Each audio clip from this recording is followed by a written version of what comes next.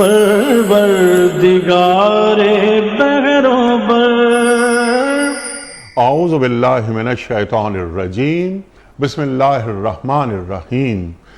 इन्नल्लाहा व मलाइकतहु युसल्लूना अलन नबी या अय्युहल्लज़ीना आमनू सल्लू अलैहि व सल्लिमू तस्लीमा। अल्लाहुम्मा सल्लि अला सय्यिदिना व नबिय्यिना व शफीयना व मौलाना मुहम्मद व अला आले मुहम्मद व बारिक व सल्लिम। मोहतरम ख़वातीन हज़रात, अस्सलामु अलैकुम। क़याम सुबह के साथ एक बार फिर हाजिर मैं हूँ आपका मेज़बान अनीक अहमद। रोज़ाना कुरान करीम की आयात पर गुफ्तगू होती है। हमारे मुल्क के मुमताज़ उलमा तशरीफ़ लाते हैं और हमारी इल्मी कमी को दूर फरमा देते हैं, कुरान करीम से हमें करीब करते हैं। ख़वातीन हज़रात, कुरान करीम का जो पैगाम है ये क़यामत तक के लिए है, हर दौर के इंसान के लिए है। और हम और आप जानते हैं कि ज़हन इंसानी की इमामत ता क़यामत कुरान करीम करता रहेगा। कुरान करीम की ये आयत आज हमसे क्या कह रही हैं, यानी आज के इंसान से क्या कह रही हैं, तकाज़े क्या हैं, और ये सिलसिला आगे बढ़ता रहेगा। ख़वातीन हज़रात, दुआ अद्दुआ मुख़्ल इबादा, अल्लाह ताला फरमा रहा है कि दुआ इबादत का मग़ज़ है। अद्दुआ हुवल इबादा, दुआ है ही इबादत। अल्लाहु अकबर। इन्ना रब्बी लसमीउद दुआ, अल्लाह ताला कुरान करीम में फरमाता है। आज की जो आयत है वो सूरह मोमिन की आयत नंबर 60, जिस पर हम सीखेंगे अपने मुअज़्ज़ज़ मेहमान से। वक़ाल रब्बुकुम उदूनी अस्तजिब लकुम इन्नल लज़ीना यस्तकबिरूना अन इबादती सयदखुलूना जहन्नम दाखिरीन। अल्लाहु अकबर, अल्लाहु अकबर। किसी इंसान से कोई चीज़ मांगी जाए और बार बार मांगी जाए तो बंदा नाराज़ होता है बंदे पर कि मुसलसल तुम एक चीज़ मांग रहे हो मुझसे। अगर अल्लाह से ना मांगा जाए तो अल्लाह नाराज़ होता है, और फिर नाराज़ ही नहीं हो रहा। इन्नल लज़ीना यस्तकबिरूना अन इबादती सयदखुलूना जहन्नम दाखिरीन। मैं ऐसे लोगों को जो दुआ नहीं मांगते, ये इस्तकबार करते हैं, मुतकब्बिर हैं, ये इनसे मैं जहन्नम को भर दूंगा। अल्लाहु अकबर। वक़ाल रब्बुकुम उदूनी अस्तजिब लकुम, मुझसे दुआ मांगो मैं कबूल करूंगा। हम अपने मुअज़्ज़ज़ मेहमान की खिदमत में ये सवाल भी रखेंगे कि बाज़ दफ़ा हम दुआएं मांगते हैं, वो दुआएं कबूल नहीं होती। अल्लाह ताला यहाँ फरमा रहा है कि तुम दुआ मांगो मैं दुआ कबूल करूंगा। ख़वातीन हज़रात, इसकी क्या तौजीह है? जो दुआ कबूल नहीं होती वो कहाँ महफूज होती है, ये भी हमारे मेहमान हमें बताएंगे। दुआ के आदाब क्या हैं, दुआ की कबूलियत के शराइत क्या हैं। अल्लाहु अकबर। दो अक़वाल मैं यहाँ पेश करना चाहता हूँ खुसूसन। एक कौल है हज़रत इमाम ज़ैनुल आबिदीन का। आप फरमाते हैं कि ऐ अल्लाह, मैं कौन हूँ तुझे ये बताने वाला कि मुझे क्या चाहिए, लेकिन तेरा हुक्म है कि मुझसे मांगो तो मैं तुझसे दुआ मांगता हूँ। दूसरा कौल हज़रत अली करमल्लाहु वजहहू का। आप फरमाते हैं कि मैं उस शख्स पर हैरान होता हूँ कि जिसके वालिदैन जिंदा हैं और वो दूसरों से दुआ की दरख्वास्त करता। दुआ ऐन इबादत है, दुआ जाने इबादत है। ख़वातीन हज़रात, बहुत सारी बातें हम सीखेंगे। हमारे लिए बड़ी खुशबख्ती की बात कि हमारे मुअज़्ज़ज़ मेहमान मोहतरम डॉक्टर हम्माद लखवी आज हमारे साथ हैं। डॉक्टर साहब, मैं आपका बड़ा शुक्रगुजार, आप तशरीफ़ लाए। ख़वातीन हज़रात, डॉक्टर साहब किसी तारुफ के मोहताज नहीं, जामिया पंजाब में पढ़ाते हैं, अल्हम्दुलिल्लाह डीन हैं, क़याम सुबह में तशरीफ़ लाते हैं और हमेशा हम डॉक्टर साहब से सीखते हैं। डॉक्टर साहब, आपको खुश आमदीद कहते हुए प्रोग्राम का आगाज़ अल्लाह ताला की बाबरकत से सूरह मोमिन आयत नंबर 60। औज़ु बिल्लाहि मिनश शैतानिर रजीम। बिस्मिल्लाहिर रहमानिर रहीम।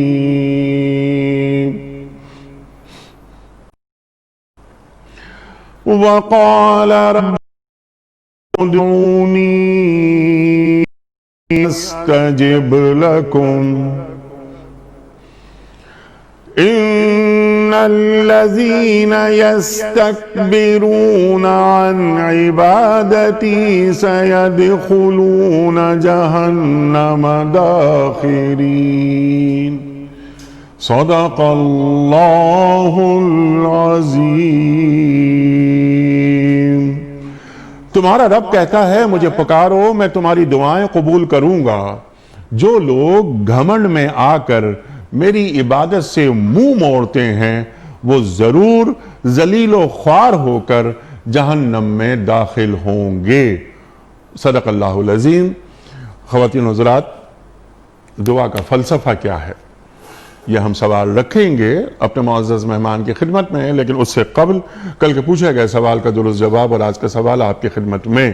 کل کا سوال یہ تھا کہ قرآن کریم میں حضرت اسحاق علیہ السلام کا ذکر کتنی مرتبہ آیا ہے؟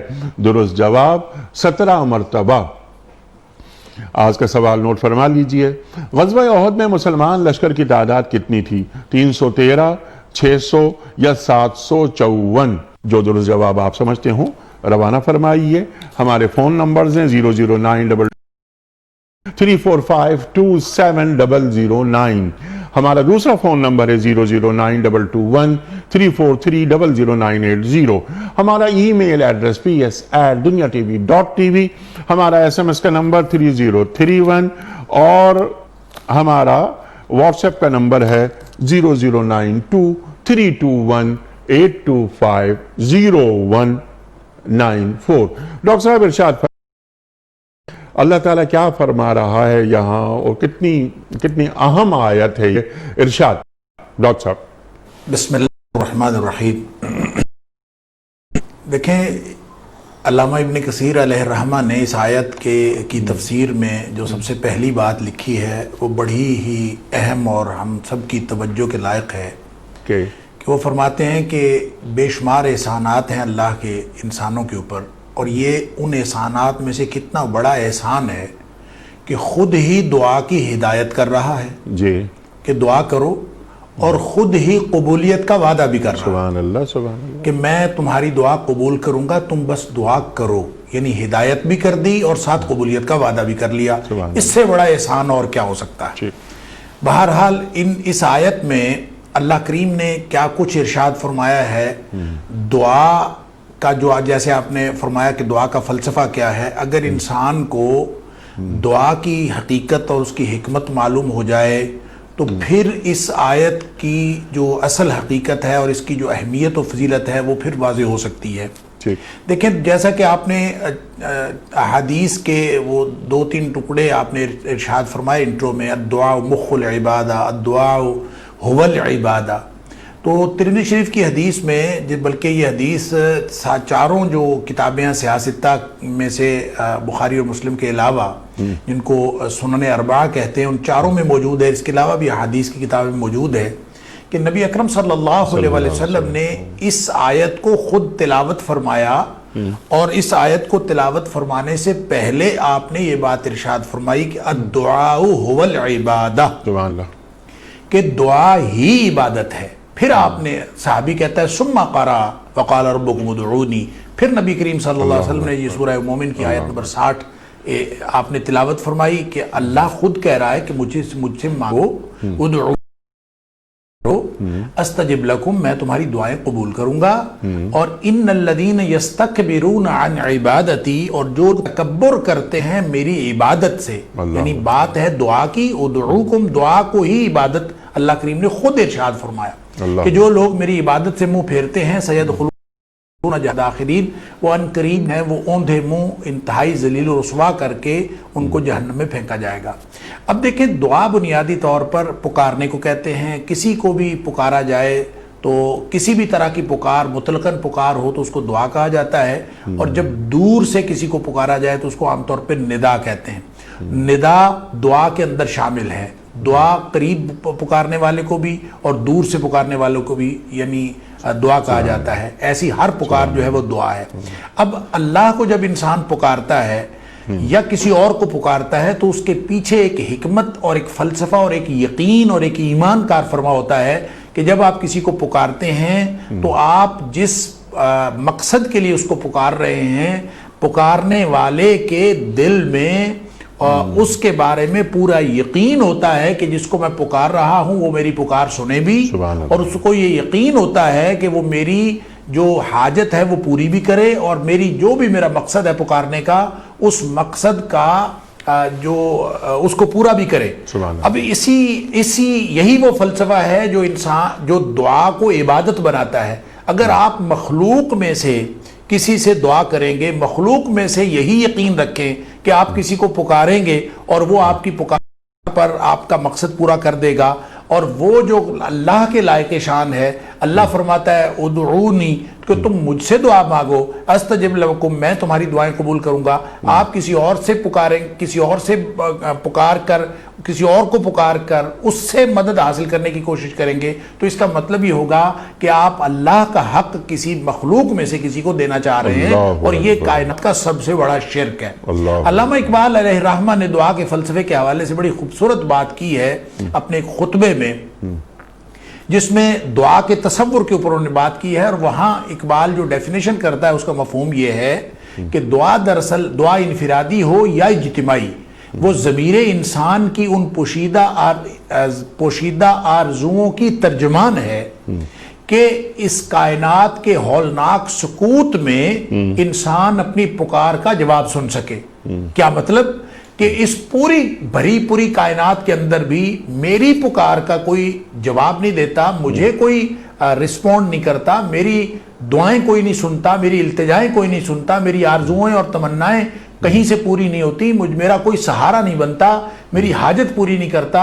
तो पूरी कायनात जो भरी पूरी है, शोर से भरी हुई है और रौनक से भरी हुई है, लेकिन इंसान ये समझता है कि चूंकि मेरी कोई पुकार सुनने वाला नहीं, लिहाजा इस कायनात को वो एक अल्लामा इकबाल ने एक हौलनाक सुकूत से ताबीर फरमाया है। और इसमें उसके जब एक बात उसके यकीन में होती है और उसके ईमान में होती है कि एक बरतर और आला हस्ती है जो मेरी पुकार को सुनती भी है और उसका जवाब भी देती है, बस इस यकीन के साथ जब इंसान पुकारता है तो इकबाल कहते हैं कि सबसे पहला असर जो इंसान के ऊपर होता है दुआ मांगने का, कि इंसान की अपनी ज़ात जो है उस नफिये ज़ात की इस्बात ज़ात के अंदर तब्दीली हो जाती है, कि इंसान अपने वजूद का इकरारी हो जाता है, अपने वजूद के इनकार से वजूद के इकरार में तब्दील हो जाता है, और फिर अल्लाह पर और उस बरतर और आला हस्ती पर तो उसको यकीन होता है, तो उसको वो पुकार रहा होता है। यूं इंसान सिर्फ अल्लाह पर ही यकीन नहीं करता बल्कि अपने वजूद पर भी यकीन करता है कि मैं अल्लाह का बंदा होने की वजह से, अल्लाह की एक मखलूक, अदना सी मखलूक होने की वजह से, और क्योंकि मेरा अल्लाह मेरी बात सुन रहा है और मेरी इल्तिजाओं को सुन के कबूल भी फरमा रहा है, ये यकीन उसके अंदर पोशीदा होता है। इसलिए इंसान अपनी ज़ात के इस्बात और इकरार की तरफ भी आ जाता है, और इंसान को वो चाशनी और वो इंसान को मेराज हासिल हो जाती है जो दरअसल इबादत का और अब्द और माबूद के ताल्लुक की मेराज है, वो इंसान को हासिल हो जाती है। इसीलिए नबी अकरम सल्लल्लाहु अलैहि वसल्लम ने फरमाया अद्दुआ मुख्ल इबादा, दुआ इबादत का मग़ज़ है, या दुआ हुल इबादा, दुआ ही असल में इबादत है। सुभान अल्लाह, सुभान अल्लाह। दुआ ऐन इबादत, दुआ जान इबादत। डॉक्टर साहब, सुभान अल्लाह, सुभान अल्लाह। हमारी दुआएं, हमारी इल्तिजाएं अल्लाह ताला कबूल फरमा लेता है। बाज़ मरतबा अल्लाह ताला हमारी दुआएं कबूल नहीं फरमाता, इसके पीछे भी क्या फ़लसफ़ा है? और जो दुआएं हमारी कबूल नहीं होती बाज़ औक़ात, तो वो दुआएं क्या कभी रद्द भी होती हैं? दुआएं शायद हमारी रद्द नहीं होती, अल्लाह ताला उन्हें उनका अजर हमें दे देता है, आखिरत के लिए रख लेता है, या बलाएं टाल देता है। इस पर मैं आपसे ज़रा बाद में तफसीली गुफ्तगू करवाऊँगा। एक सवाल जो नौजवान और ख़ास तौर पर आप यूनिवर्सिटी में पढ़ाते हैं, तो आपसे भी बहुत हमारे बच्चे और बच्चियाँ सवालात करते होंगे कि जो भलाई है या जो खूबी है हमारे साथ होना है वो तो लिख दिया गया तकदीर में हमारे, तो फिर हम ये दुआ जो मांगते हैं वो क्यों मांगते हैं? तकदीर में तो जो लिख दिया है, जो होना है, अच्छा होना है या बुरा होना है, वो तो होकर रहेगा, लेकिन अल्लाह ताला फिर हमसे कह रहा है कि हम दुआ मांगो, तो इसके पीछे क्या फ़लसफ़ा है? देखें जी, सबसे पहली बात तो यह है कि तकदीर इल्म इलाही का नाम है, वो अल्लाह के इल्म का नाम है। جو اللہ کا علم ہے وہ ہمارے عمل میں یا ہمارے اعمال کے نتیجے میں رکاوٹ نہیں بنتا. انسان یہ قطعاً نہ سمجھے کہ تقدیر میرے اعمال میں رکاوٹ بن رہی ہے یا میرے اعمال کے نتائج میں رکاوٹ بن رہی ہے. یہ غلط تصور ہے کہ جو لوگ یہ سمجھتے ہیں کہ تقدیر ہمارے اعمال کے اندر رکاوٹ بن رہی ہے. اللہ تعالیٰ نے غیر معین امکانات، جس کو اقبال نے کہا اوپن پاسبلٹیز انسانوں کو دی ہیں. نیکی کا اجر بتا دیا ہے، گناہ کا جو عذاب ہے وہ بھی بتا دیا ہے، اور پوری ایک تفصیل بتا کے اپنا قانون بتا دیا ہے. اس قانون کے بعد ہمیں عمل کی تلقین کی ہے، عمل کی ہدایت کی ہے، اور عمل سے زندگی بنتی ہے، جنت بھی جہنم بھی. یہ خاکی اپنی فطرت میں نہ نوری ہے نہ ناری ہے. جنت اور جہنم انسان اپنے عمل سے خود بناتا ہے، اس کا تعلق تقدیر کے ساتھ نہیں ہے. تقدیر اللہ کا علم ہے، یہ ایک الگ موضوع ہے کہ اللہ کا علم کیسے ہے. بالکل ایسے ہی جیسے ہمارے پاس اگر ماضی کا کوئی علم ہوتا ہے اور ماضی کے کسی علم کو ہم لکھ دیتے ہیں تو اس کا مطلب یہ ہرگز نہیں ہوتا کہ لکھنے والا اس عمل کا ذمہ دار ہے، اور نہ ہی لکھنے والا اور اس واقعے کے بارے میں اپنی رائے کا اظہار کرنے والا اس واقعے کی وجہ ہوتا ہے. اسی طرح اللہ کا علم جو ہے مستقبل کے اوپر بھی اسی طرح حاوی ہے، بلکہ اس سے بھی زیادہ حاوی ہے. جتنا ہم کسی ماضی کے واقعے کو جانتے ہیں تو مستقبل کے بارے میں اگر اللہ تعالیٰ نے اپنے علم کو لکھ دیا ہے تو وہ قطعاً ہمارے عمل کے اندر رکاوٹ نہیں بنتا. ایک تو یہ مسکنسیپشن ختم کرنی چاہیے. دوسری بات یہ ہے کہ تقدیر اللہ نے جو بھی لکھی ہے، خود نبی اکرم صلی اللہ علیہ وسلم نے فرمایا کہ لا يرد القضاء الا الدعاء، کہ قضاء کو، تقدیر کو دعا بدل دیتی ہے. یعنی صرف ایک ہی چیز ہے جو تقدیر کو بدلتی ہے اور وہ ہے دعا. سبحان اللہ. اللہ تعالیٰ نے قرآن میں بھی فرمایا یمحو اللہ ما یشاء ویثبت، اللہ جسے چاہتا ہے باقی رکھتا ہے اور جسے چاہتا ہے مٹا دیتا ہے. یعنی تقدیر جو لکھی ہوئی ہے وہ اللہ تعالیٰ مٹا دیتا ہے. یمحو اللہ ما یشاء، کیوں؟ اس لیے کہ تقدیر اس نے کو ڈسکلوز تو کی نہیں ہے.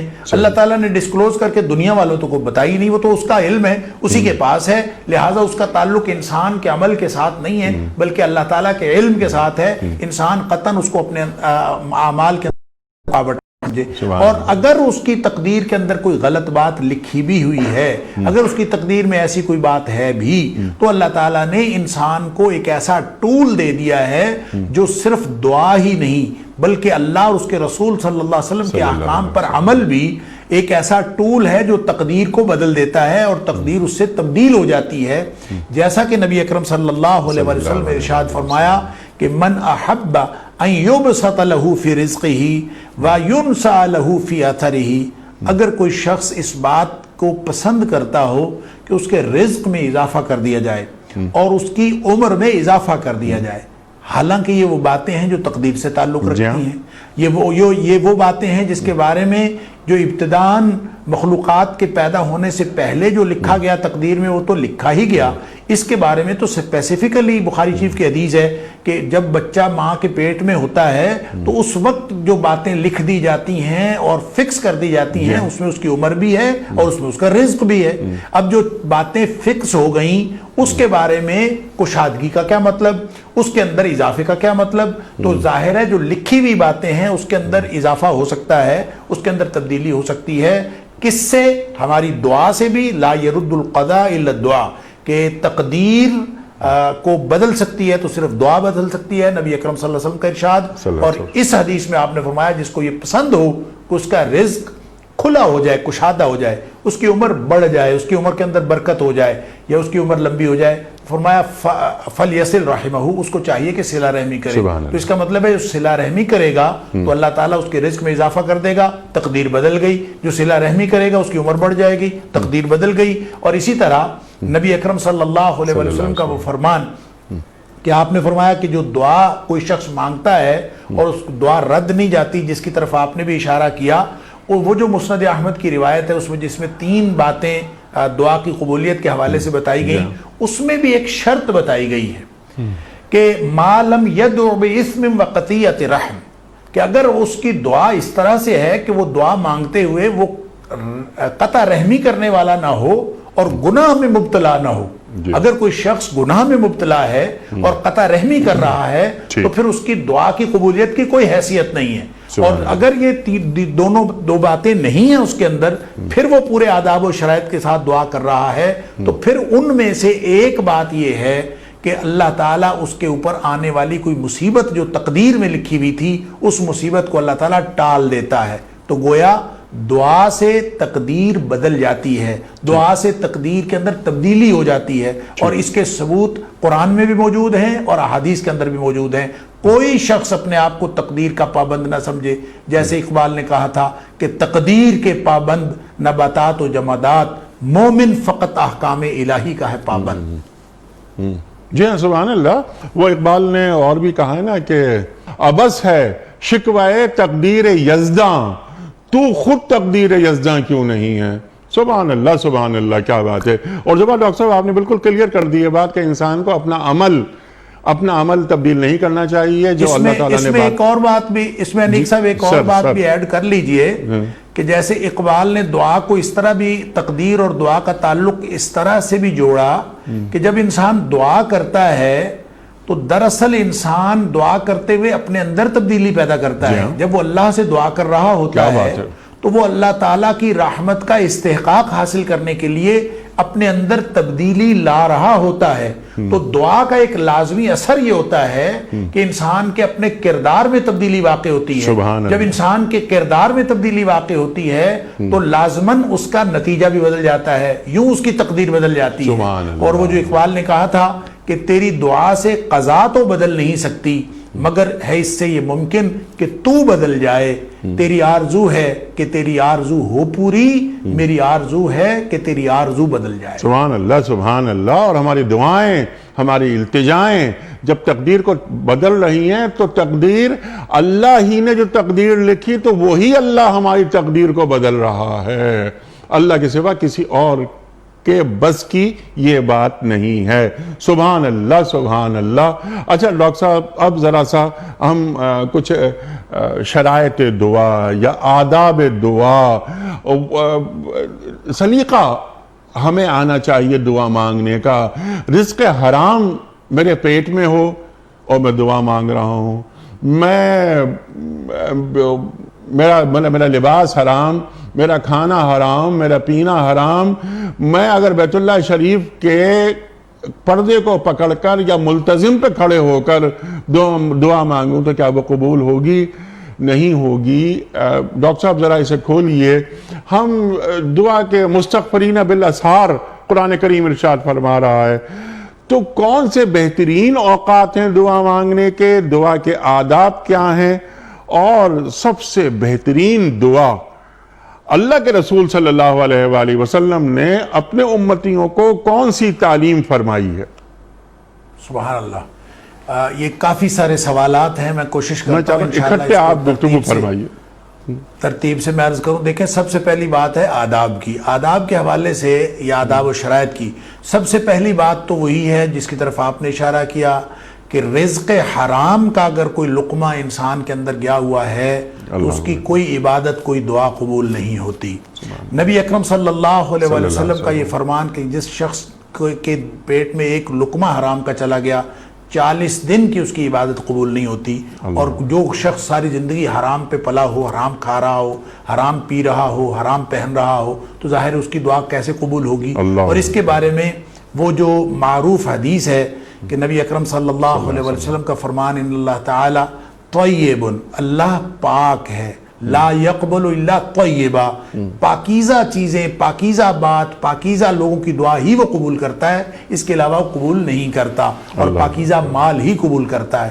یہ ارشاد فرمانے کے بعد نبی اکرم صلی اللہ علیہ وسلم نے ایک شخص کا ذکر کیا، وذکر الرجل، ایک شخص کا ذکر کیا یطیل السفر، جو لمبا سفر کر کے آتا ہے اور لمبا سفر کر کے وہ پہنچتا ہے بیت اللہ میں، اللہ اکبر، اور بیت اللہ میں پہنچ کر وہ اللہ تعالیٰ کو پکارتا ہے۔ اور اللہ تعالیٰ کو کیسے پکارتا ہے؟ یقول یا رب یا رب، یمد یدیہ الی السماء، آسمانوں کی طرف وہ ہاتھ اٹھاتا ہے، ہاتھ لمبے کرتا ہے، اللہ کو پکارتا ہے۔ بیت اللہ کا پڑوس ہے, بیت اللہ کے سامنے کھڑا ہے, خالص توحید, خالص وحدانیت, اور سفر کر کے پہنچا ہے, لمبا سفر کر کے, لیکن نبی اکرم صلی اللہ علیہ وسلم کہ وہ ہے, حالت اس کی یہ ہے کہ وَمَطْعَمُهُ حرام وَمَشْرَبُهُ حرام وَمَلْبَسُهُ حرام وَغُذِّيَ بِالْحَرام, کہ وہ اس کا کھانا حرام کا, اس کا پینا حرام کا, اس کا لباس حرام کا, اور اس کی پرورش ہوئی وہ ساری کی ساری حرام پر.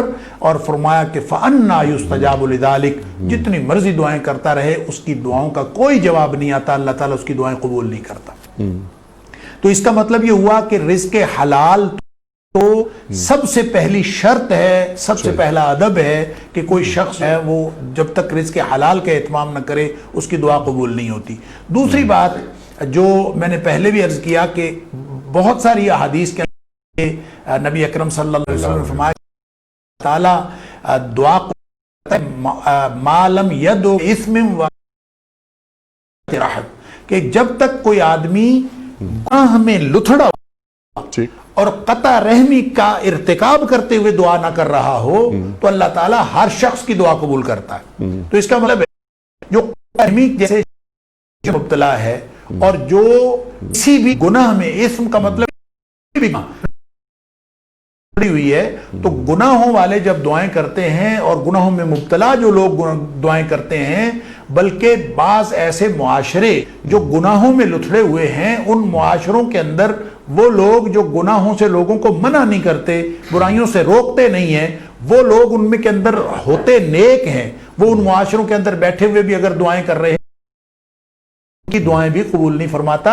اور گناہوں کے اندر نیک لوگ بھی بیٹھ کے تو اللہ تعالیٰ وہ دعا قبول نہیں کرتا, کیونکہ ایک حدیث کے اندر نبی اکرم صلی اللہ علیہ وسلم فرمایا لَتَأْمُرُنَّ بِالْمَعْرُوفِ لَتَنْهَوُنَّ عَنِ الْمُنْكَرِ, تمہیں ہر صورت میں نیکی کا حکم دینا پڑے گا, ہر صورت پڑے گا, پھر اللہ کا عذاب آ جائے گا, اَوْ لَكَنَّ اللَّهُ بِيَقِنُهُ, نہیں تو پھر اللہ تعالیٰ کی طرف سے کوئی عذاب کی کیفیت تمہارے اوپر طاری ہو جائے گی.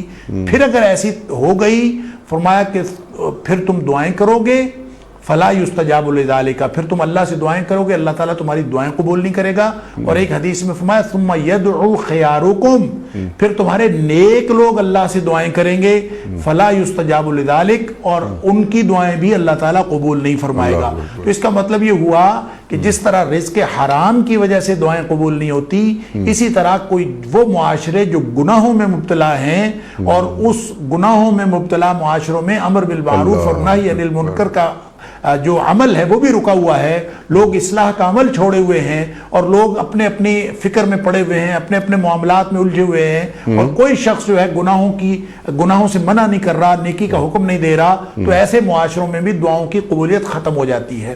پھر جو قطعیت رحم کی بات ہے, ہم سمجھتے ہیں کہ ہمارے ساتھ جو رشتہ دار اچھا سلوک کرتا ہے ہم بھی اس کے ساتھ اچھا سلوک کر لیتے ہیں, شاید یہ صلہ رحمی ہے. قطعاً یہ غلط مفہوم ہے. نبی اکرم صلی اللہ علیہ وسلم نے فرمایا لیس الواصل بالمکافی, جو شخص بدلے میں اچھا سلوک کرتا ہے اور بدلے میں کسی رشتہ داری کو ملاتا ہے, وہ اصل میں واصل نہیں. اصل واصل وہ ہے کہ سل من قطعک, جو تجھ سے ٹوٹتا ہے تو اس سے جڑ.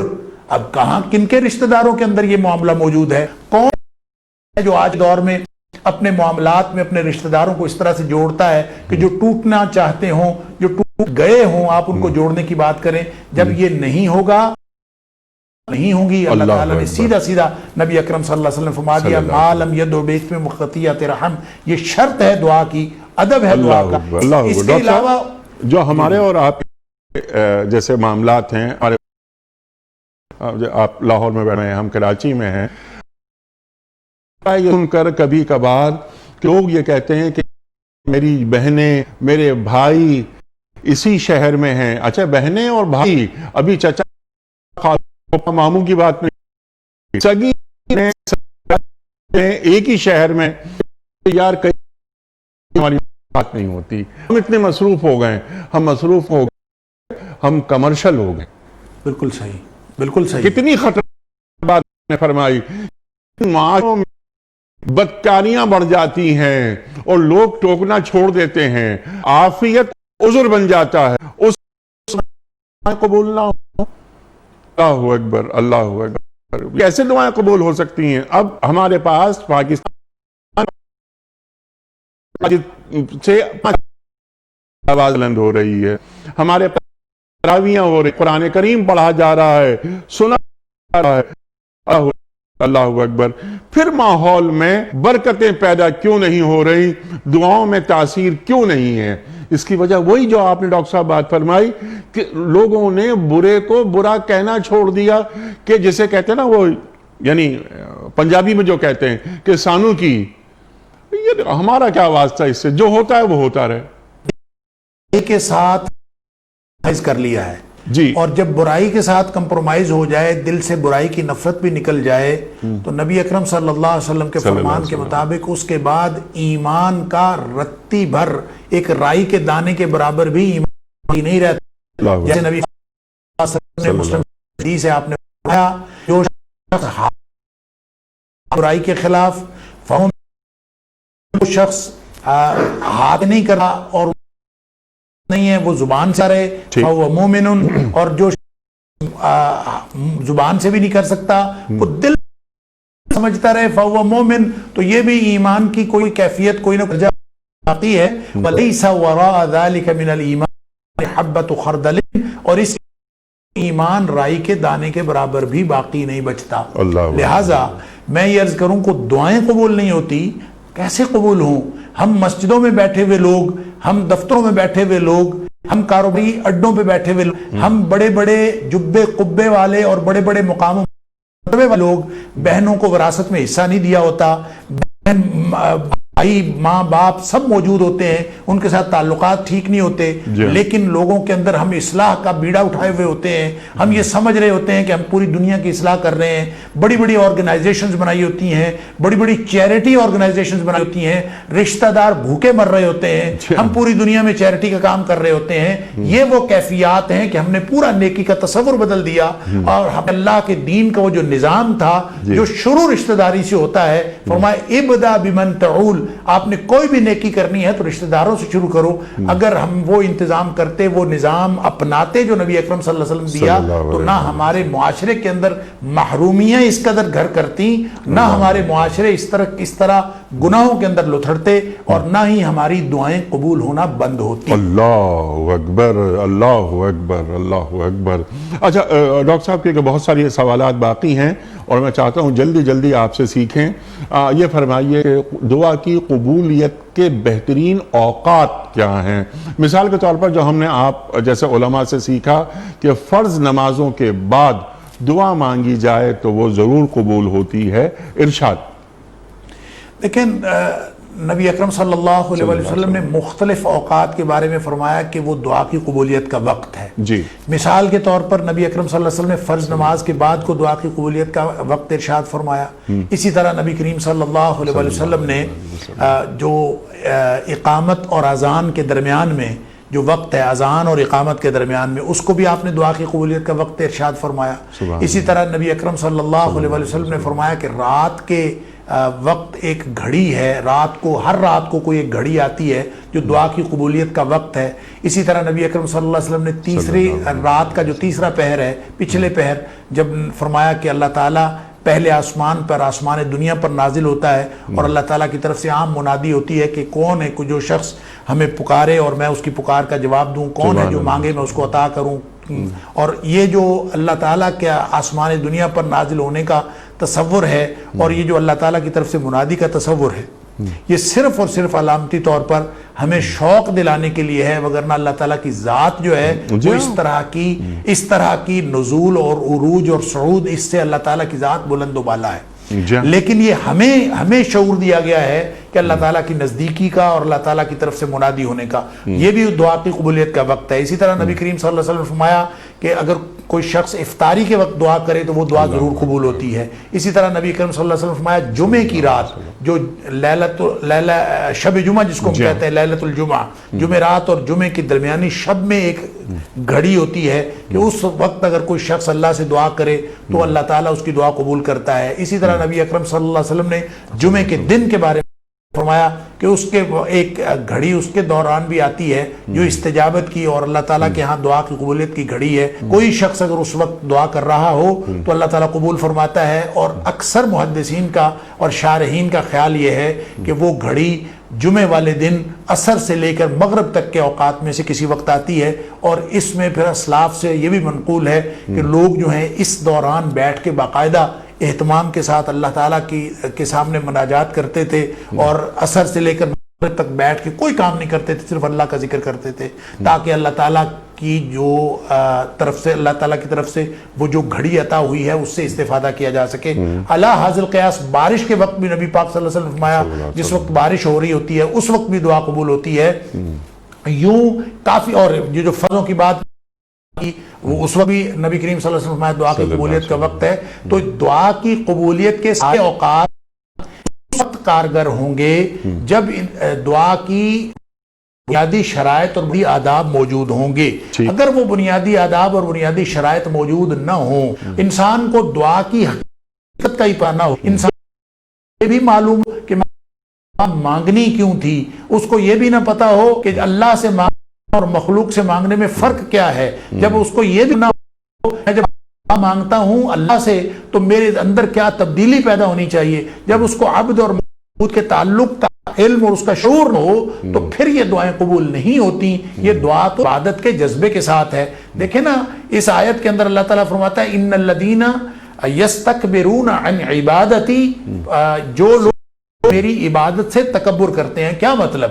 جو دعا مانگتے ہوئے یعنی اللہ تعالیٰ کی عبادت سے انکار کرتے ہیں. استکبار کا مطلب یہ ہوتا ہے, نبی اکرم صلی اللہ علیہ وسلم نے خود اس کی ڈیفینیشن فرمائی کہ تکبر یہ ہوتا ہے بطر الحق وغمت الناس, حق کا انکار کرنا اور دوسروں کو لوگوں کو حقیر سمجھنا.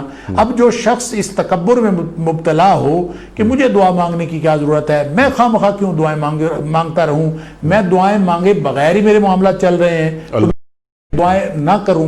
اگر کسی شخص کا یہ تصور ہے تو وہ جو سورہ فرقان کی آخری آیت میں اللہ تعالیٰ نے فرمایا قل ما يعبأ بكم ربی لولا دعاءکم, اگر تم دعائیں نہ کرو تو اللہ تعالیٰ کو تو کوئی پرواہ نہیں ہے, اور جو دعائیں چھوڑ دیتا ہے گویا وہ عبد اپنے معبود کے ساتھ تعلق کو ختم کر دیتا ہے جو دعائیں چھوڑ دیتا.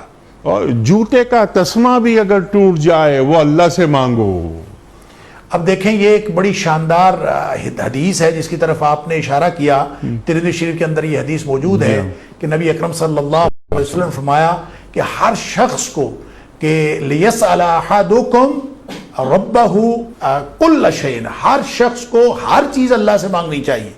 حَتَّى شِسْعَ نَعْلَيْهِ, یہاں تک کہ اس کا جو جوتی کا بھی ہے اذن قطع, جب وہ ٹوٹ جائے تو اس کو اللہ سے مانگنا چاہیے. یہ بات ایک اس عبادت کے اور دعا کے فلسفے کو واضح کرنے کے لیے ہے کہ دراصل انسان کو اللہ تعالیٰ نے جو اسباب و وسائل دنیا میں عطا کیے ہیں جس سے اس کی حاجات پوری ہونے کے بظاہر امکانات ہوتے ہیں, اور وہ چیزیں جو مخلوق سے ہی پوری ہو رہی ہوتی ہیں ان کے بارے میں بھی اس کا یہ تصور واضح ہو جائے کہ یہ میرے حاجات پوری کرنے کی جو سکت ہے, میری حاجات کرنے کی جو قدرت ہے ان اشیاء میں یا ان انسانوں میں ہے, بلکہ میری حاجات پوری کرنے کی اصل قدرت اور طاقت اللہ کی ہے.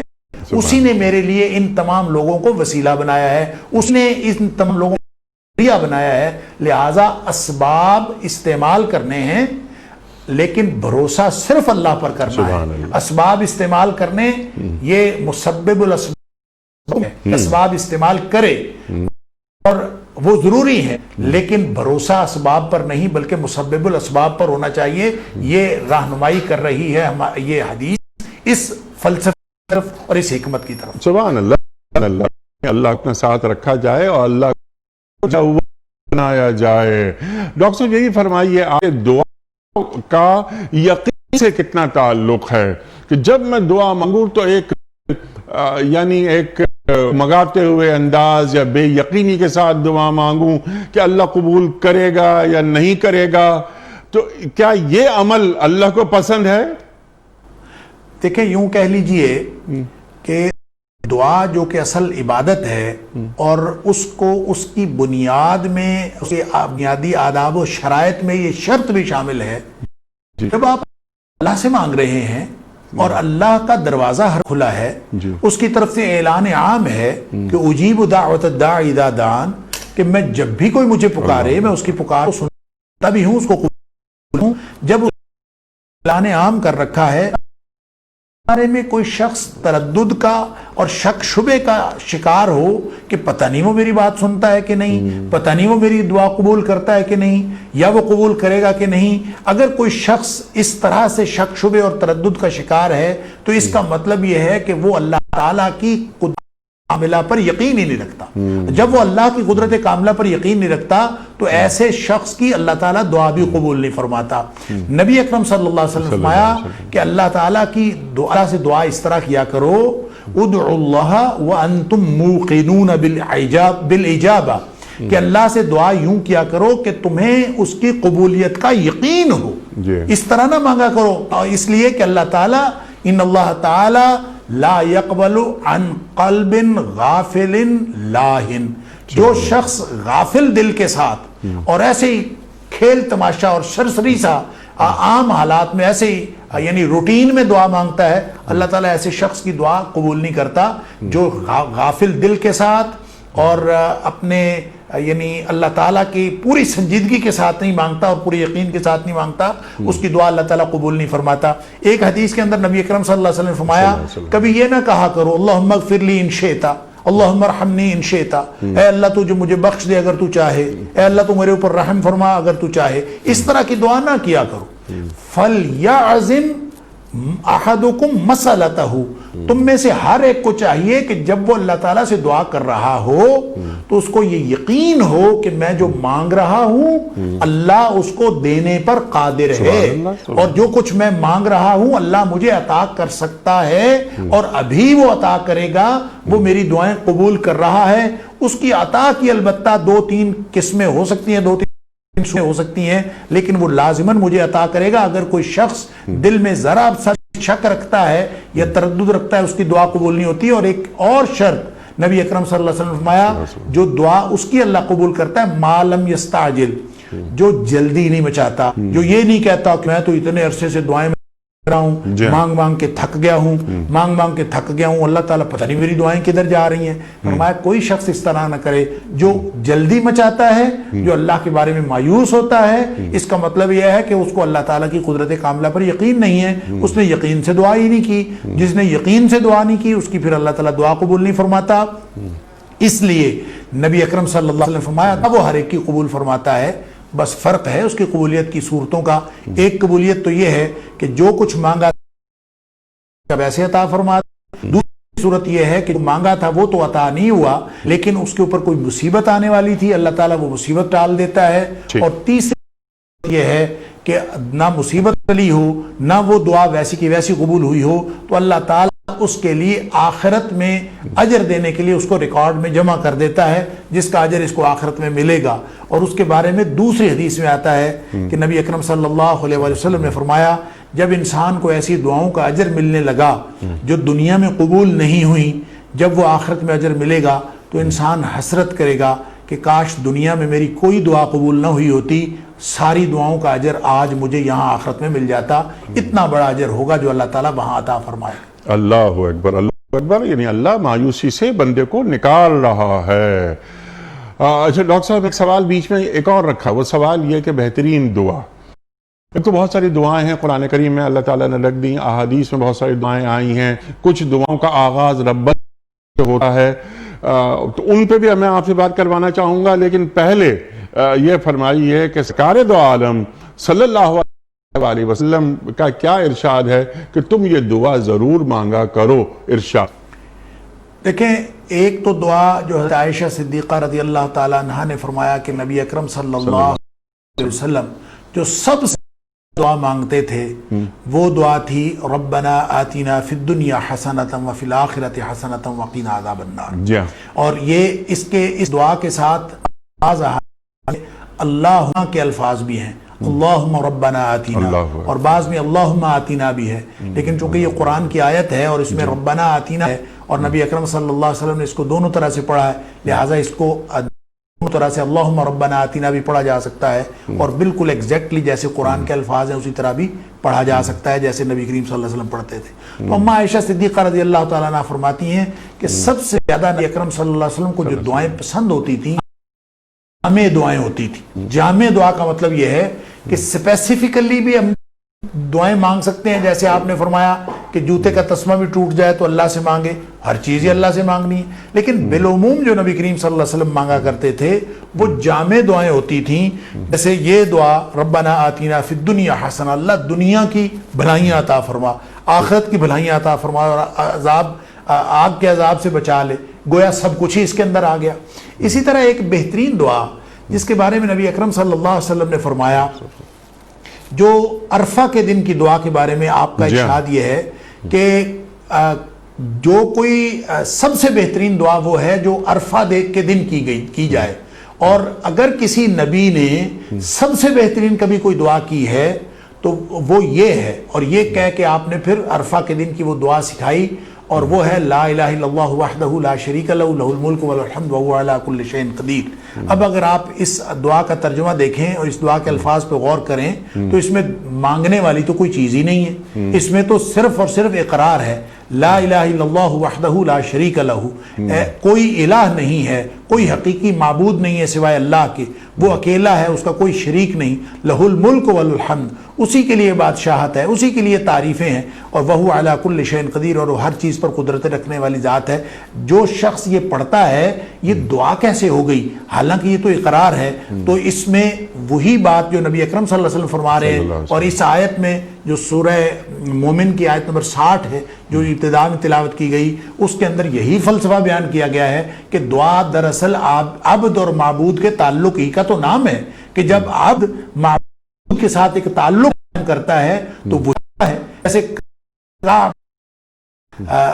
جو ایک بڑے معروف تابعی ہیں رحمۃ اللہ علیہ، وہ حضرت عمر فاروق رضی اللہ تعالیٰ عنہ کے ساتھ ان کے بہت سارے معاملات ہیں اور بہت ساری روایات، چونکہ وہ تورات کے عالم تھے، بہت سارے اقوال جو ہیں وہ حدیث کے اندر روایت ہوئے ہیں، تو ان کا ایک قول علامہ ابن کثیر علیہ الرحمہ نے لکھا ہے، وہ کہتے ہیں کہ اللہ کے رسول صلی اللہ علیہ وسلم نے یہ فرمایا کہ یعنی حضرت کعب الاحبار کہتے ہیں کہ نبی اکرم صلی اللہ علیہ وسلم نے فرمایا کہ اللہ تعالیٰ نے مجھے 4 خصلتیں عطا فرمائیں، اور فرمایا کہ ایک چیز جو ہے وہ میرے لیے خاص ہے، ایک چیز تیرے لیے خاص ہے، اور ایک چیز میرے اور تیرے درمیان ہے، اور ایک چیز تیرے اور دوسرے لوگوں کے درمیان ہے۔ اور پھر اس کی وضاحت یہ فرمائی، علامہ ابن کثیر نے اس روایت کی تفصیل یوں لکھی ہے کہ ایک جو میرے لیے خاص ہے وہ میری عبادت ہے، کہ میرے لیے عبادت کرو، اس کے ساتھ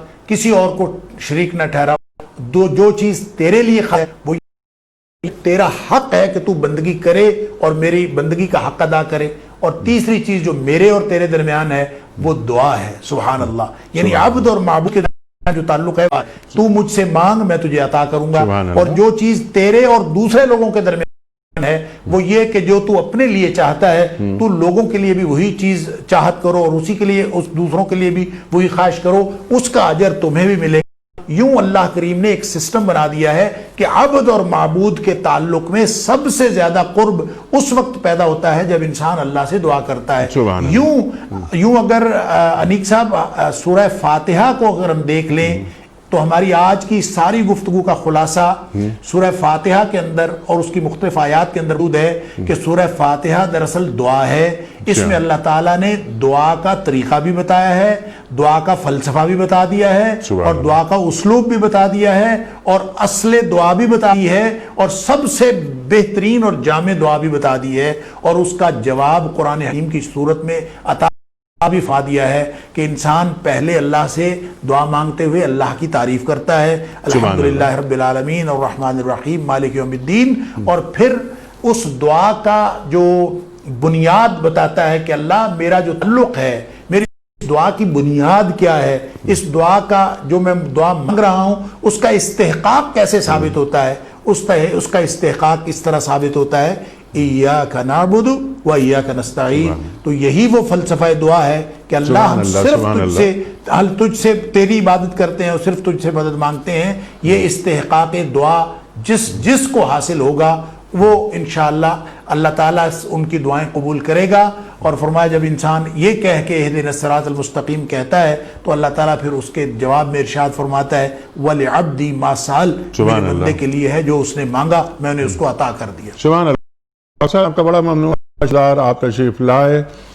वक़ाल रब्बुकुम उदूनी अस्तजिब लकुम इन्नल लज़ीना यस्तकबिरूना अन इबादती सयदखुलूना जहन्नम दाखिरीन। सूरह मोमिन की आयत नंबर 60 के हवाले से मोहतरम डॉक्टर साहब ने गुफ्तगू अता फरमाया। हमारे उलमा अल्लाह सलाम रखे कि हमें दीन से करीब करते हैं। वक्त मुकम्मल हुआ हमारे आज के प्रोग्राम का। बहुत सी बातें, बहुत सारे सवालात होने थे लेकिन वो नहीं हो पाए, लेकिन बहुत अहम बातें आ गई सामने। ख़वातीन हज़रात, क्विज़ कल के पूछे सवाल का दुरुस्त जवाब, आज का सवाल और कुरान दाजी। कल का सवाल ये था कुरान करीम में हज़रत इसहाक़ अलैहिस्सलाम का जिक्र कितनी मरतबा आया है? दुरुस्त जवाब 17 मरतबा। आज का सवाल नोट फरमा लीजिए। ग़ज़वा उहद में लश्कर की तादाद कितनी थी? तो 13, 600 या 754। जो दुरुस्त जवाब आप समझते हो ये हमारे फोन नंबर्स हैं 009221 3452709। हमारा दूसरा फोन नंबर है 009221 343000980। हमारा ईमेल एड्रेस ps@duniatv.tv। हमारा SMS का नंबर 3031 और हमारा नंबर 0092 32182509194। ख़वातीन हज़रात, वक्त है कुरानदाजी का। कराची में कोई मेहमान नहीं, ये जिम्मेदारी और ये फरीज़ा मेरे हवाले मोहम्मद जाहिद साहब हैं डेरा इस्माइल खान से। मोहम्मद जाहिद साहब डेरा इस्माइल खान से आपकी खिदमत में दुनिया टीवी की जानिब से दीनी कुतुब पर मुश्तमिल गिफ्ट हैम्पर आपके घर बजरिए कोरियर रवाना किया जा रहा है। आपको बहुत बहुत मुबारक हो। इख्तिताम होता है पयाम सुबह का रोजाना एक कौल पर, और वो कौल होता है साहिबे नहजुल बलागा अमीरुल मोमिनीन हजरत अली मुर्तज़ा करमल्लाहु वजहू का। आप फरमाते हैं कि अक्लमंद की जबान उसके दिल के पीछे है और बेवकूफ का दिल जबान के पीछे। अक्लमंद की जबान उसके दिल के पीछे है और बेवकूफ का दिल उसकी जबान के पीछे। अल्लाहु अकबर, अल्लाहु अकबर। अपने मेजबान अनीक अहमद को कल तक के लिए इजाजत दीजिए। खुदा हाफिज।